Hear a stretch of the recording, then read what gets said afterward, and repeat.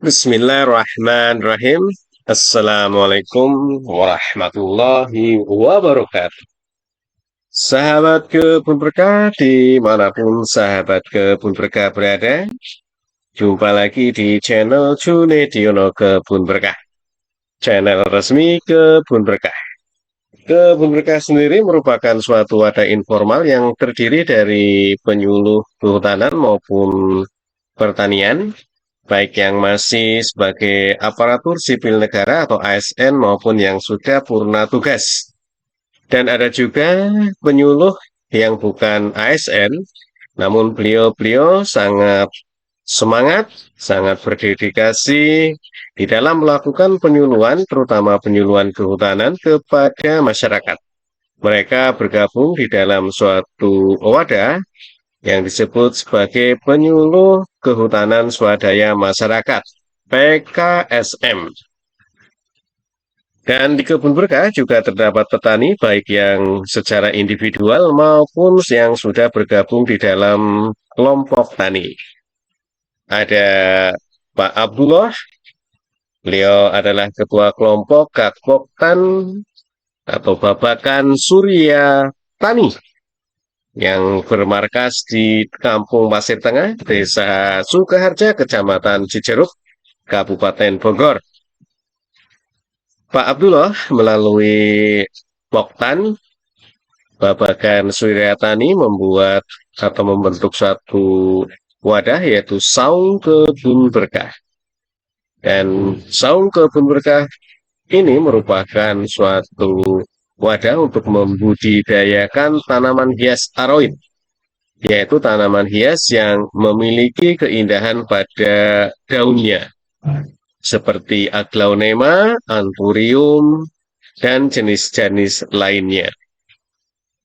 Dan alhamdulillah, Saung Kebun Berkah juga telah bermitra dengan petani-petani kecil di sekitar Desa Sukaharja, seperti Desa Ciapus, ada Desa Taman Sari, dan bahkan sudah bermitra dengan petani-petani tanaman hias di daerah Puncak Bogor, Kecamatan Megamendung, Kecamatan Cisarua, maupun Kecamatan Ciawi.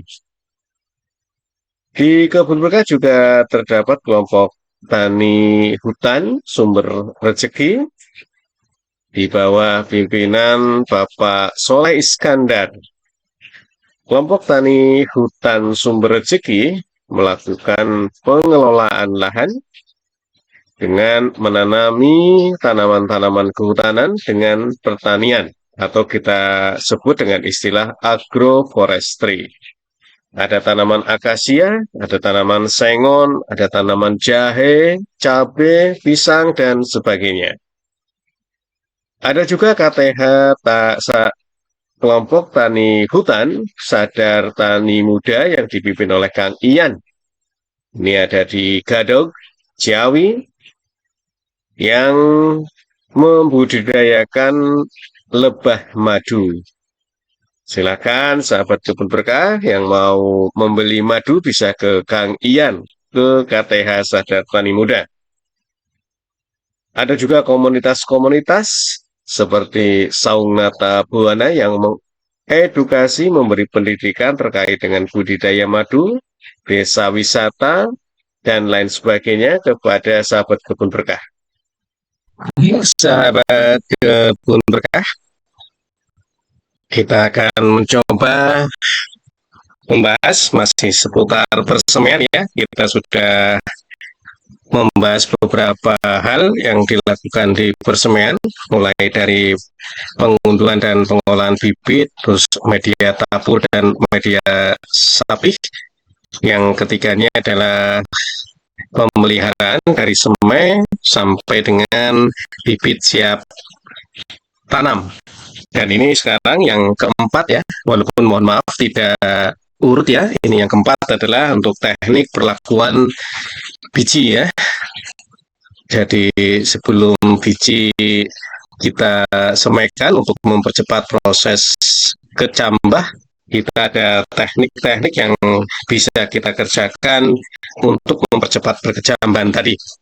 Namun sebelum kita melangkah terkait dengan hal ini, mari kita ramaikan channel Junediono Kebun Berkah ya dengan subscribe, tonton, komen, like, dan share ke kawan-kawan yang lain sehingga channel Junediono Kebun Berkah menjadi dikenal di kalangan masyarakat.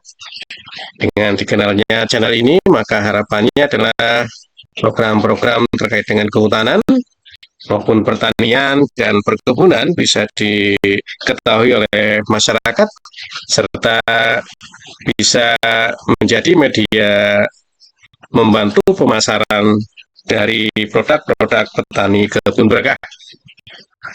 Karena dikenal, mudah-mudahan bisa banyak yang beli ya, dan juga bisa banyak yang ikut pelatihan robotik, coding, maupun animasi di Sukarobot Bogor.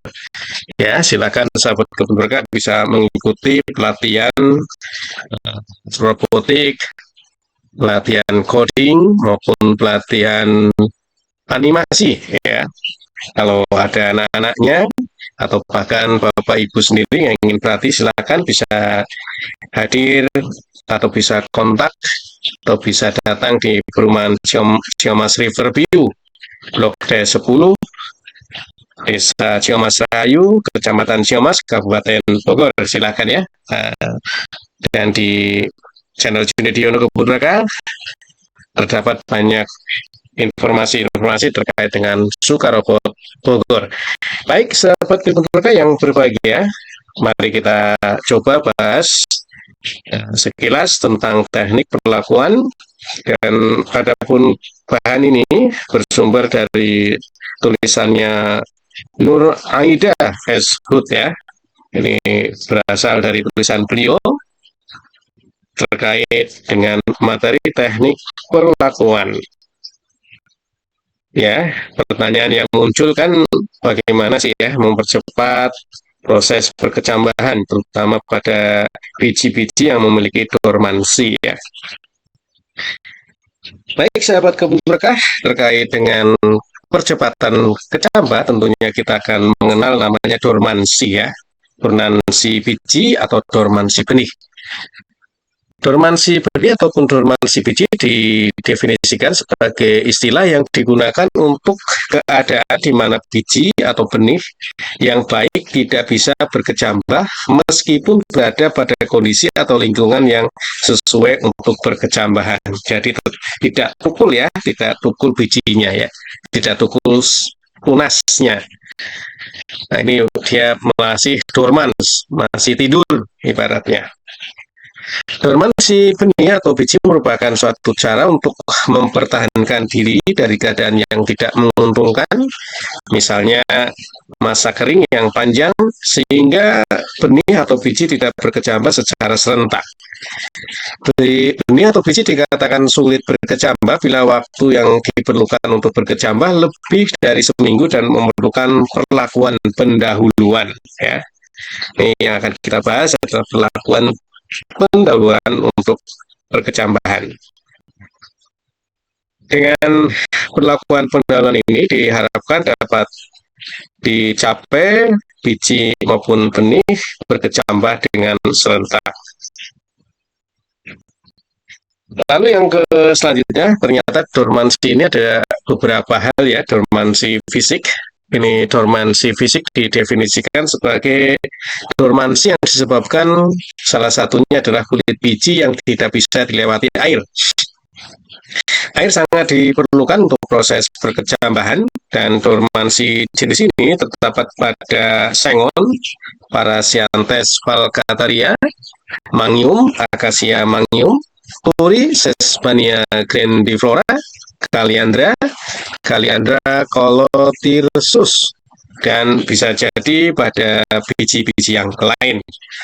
Dormansi yang kedua adalah dormansi mekanis. Dormansi mekanis merupakan dormansi yang disebabkan oleh kulit biji yang keras. Tadi susah dilewati air, sekarang keras. Sehingga tidak bisa ditembus akar.